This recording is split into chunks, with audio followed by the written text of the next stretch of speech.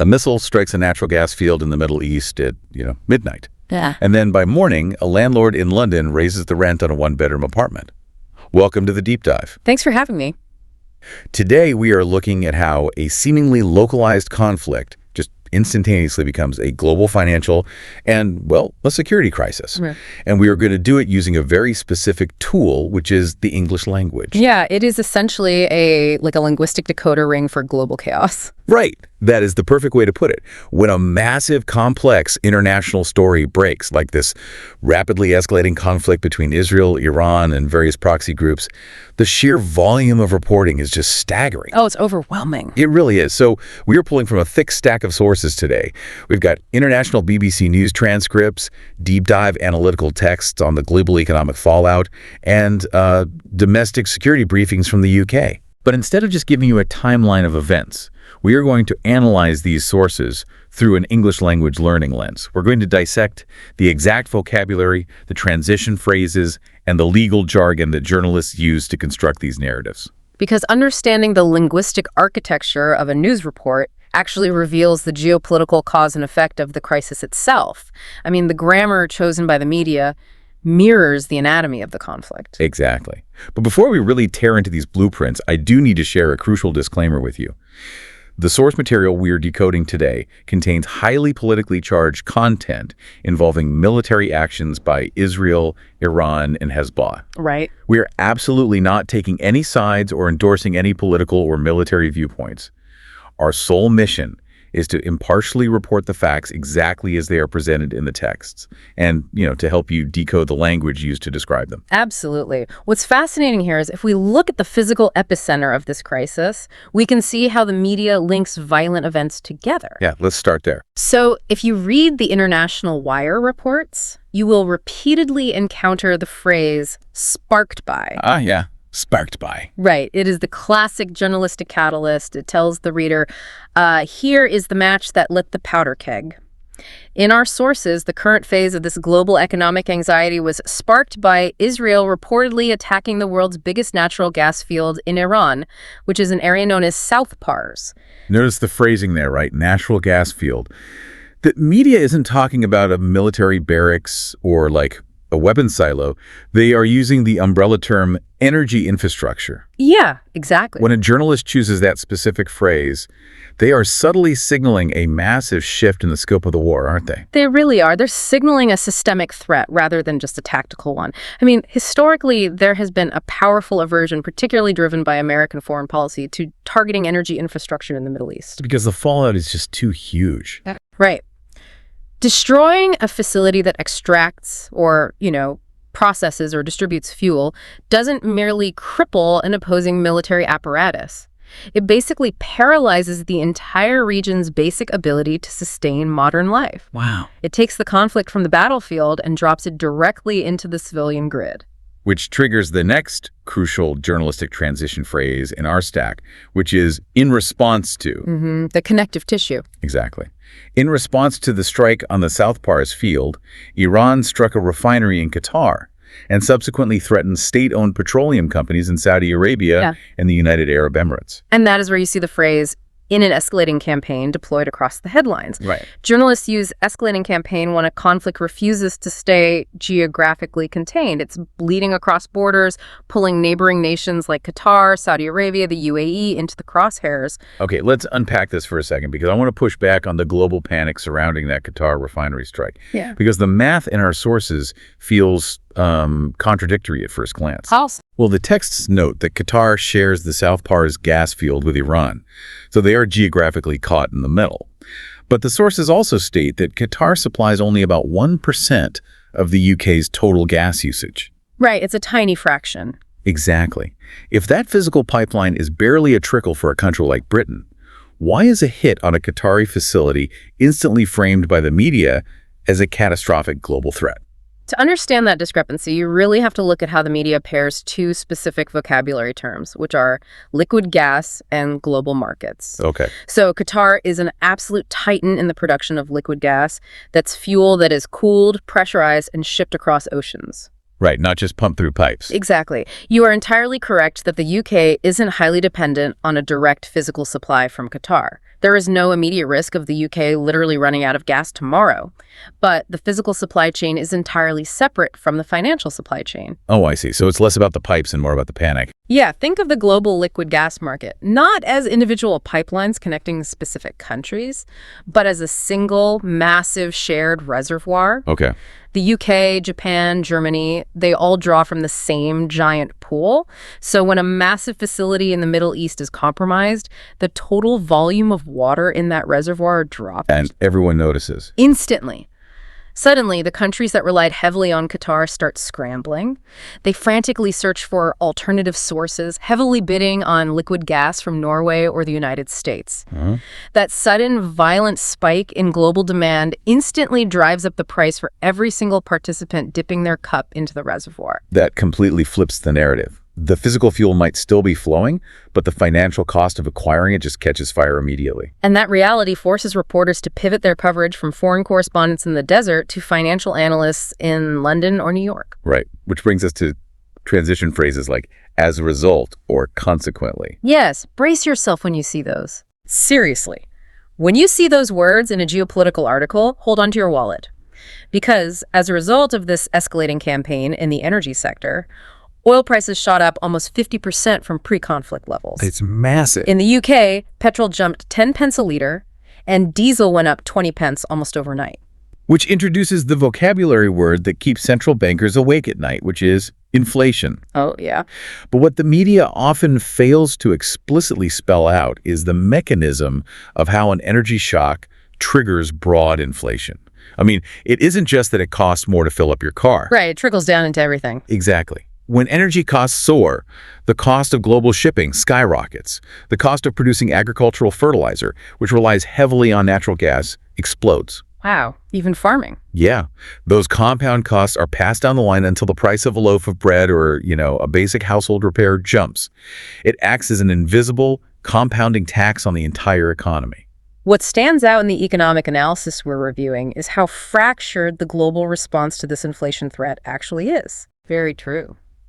You'd think a global energy shock would elicit a unified response from the world's major financial institutions. But our sources show a real divergence. I mean, can you explain that? The divergence comes down to structural vulnerabilities.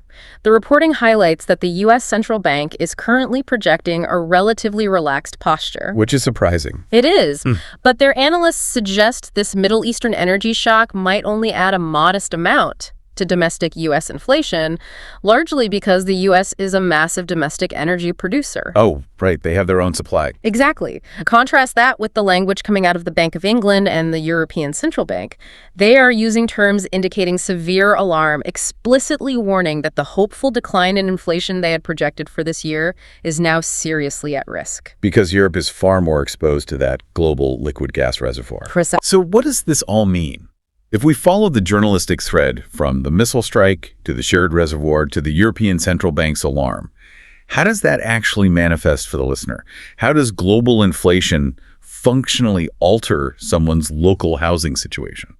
It hinges entirely on the phrase interest rate cuts. Okay. Central banks essentially have one primary weapon to fight inflation, and that's raising interest rates, which makes borrowing money more expensive and theoretically cools down consumer spending. Right.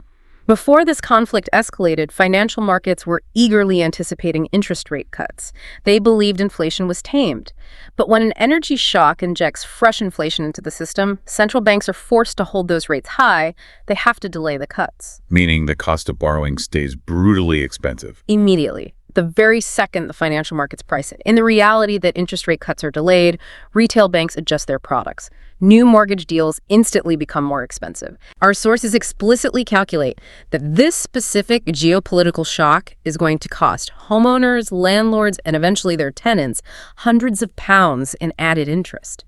Millions of everyday citizens are absorbing the economic shockwaves of a war zone thousands of miles away. You are quite literally paying a premium for a conflict you have nothing to do with. Exactly. But, as vital as it is to decode that financial fallout, our sources compel us to look at the human reality on the ground. To truly grasp the civilian toll across these borders, we have to analyze how the media navigates impartial reporting. That's a huge part of this. We have to look at the stark contrast between official state language and the lived reality of the civilians caught in the middle. And this is perhaps the most challenging aspect of international journalism, right? Balancing the state-sanctioned narrative with multi-perspective, ground-level reality. Let's examine the linguistic framing coming out of Iran. The texts describe immense, highly organized funerals in Tehran for assassinated leaders, specifically noting Ali Larijani, described as a top security official, and Ismail Khatib, the intelligence minister. The media details streets filled with loyalists chanting signature, state-approved slogans like "Death to America" and "Death to Israel." Right. And the analytical texts point out a fascinating juxtaposition in the regime's messaging. The official Iranian government insists that its political and economic structures are completely safe, projecting an image of an unshakable system impervious to the loss of individual leaders. But the reality on the ground is different. Vastly different. The independent reporting immediately contrasts that impenetrable facade with the terrifying unpredictability faced by ordinary citizens. The media details how daily civilian rituals are suddenly fraught with lethal risk. There is a harrowing account in the sources of a traditional crowd gathering for a Persian New Year celebration that was suddenly and completely shattered by machine gun fire from security forces. The language of systemic safety is just completely at odds with the localized terror. The lens then pans to Israel, and we see the media applying the same impartial descriptive framing to the attacks there. Yes. The BBC reports explicitly detail Iranian missiles slamming into central Israel, specifically highlighting a strike on a residential building in a city just east of Tel Aviv. Right. And once again, the media pairs the physical destruction with the leadership's rhetorical framing. Israeli President Isaac Herzog is quoted visiting the rubble, stating, "The enemy is getting hit very hard," while simultaneously expressing a belief that the Iranian people themselves will eventually rise up against their regime. It's a dual narrative. I mean, the leadership projects absolute tactical dominance and geopolitical optimism, while the impartial reporting of the rubble underscores the indiscriminate nature of the threat from the sky. Right. No amount of rhetorical confidence stops a projectile from hitting an apartment complex. That gap between official claims and ground reality becomes arguably the most extreme when the reporting shifts to Lebanon. Israel has escalated its campaign against the Iranian-backed group Hezbollah, but the media's language indicates a severe expansion of the target parameters. Yes, the terminology shifts noticeably from tactical strongholds to civilian infrastructure. A BBC reporter in Beirut describes being jolted awake at 5 a.m. The strikes are no longer confined to isolated military outposts. They are hitting financial institutions, public infrastructure, and civilian homes. It's expanding. The sources report 12 people killed in Beirut in a single day, while detailing that the airstrikes in southern Lebanon are occurring around the clock. Which introduces a chilling legal and military term into the media ecosystem, and that is the exclusion zone. Right. Israel issued warnings that effectively created a massive exclusion zone, ordering evacuations for anyone south of the river Zorani. The Norwegian Refugee Council reports that over 800,000 people have been displaced. 800,000, it's staggering. But when you read the accounts from those who couldn't leave or those caught in the transition, the concept of a neatly defined zone completely falls apart. I mean, how does a civilian navigate a sudden hit with absolutely zero warning? They can't. The reporting describes families sitting in their living rooms when a projectile crashes through the roof. In some cases, it fails to detonate immediately, leaving civilians paralyzed, staring at unexploded ordnance in their own homes for minutes on end. It reveals the tragic through line synthesized across all these diverse reports. Yeah. The official language from both sides, the Israeli military claiming it strictly targets Hezbollah infrastructure, and the Iranian regime claiming purely retaliatory self-defense, insists that civilians are not the target. But the medical terminology used by the professionals on the ground strips away the political framing entirely. The sources quote staff at the Nabatir hospital in Lebanon. And those medics aren't using geopolitical jargon. They are using clinical terms. Yeah. They are treating horrific, indiscriminate, trauma-severe thermal burns, deep shrapnel wounds. Regardless of who is coming through the doors. Exactly. Right. They report treating these catastrophic injuries irrespective of who the victims are or what side of a border they live on.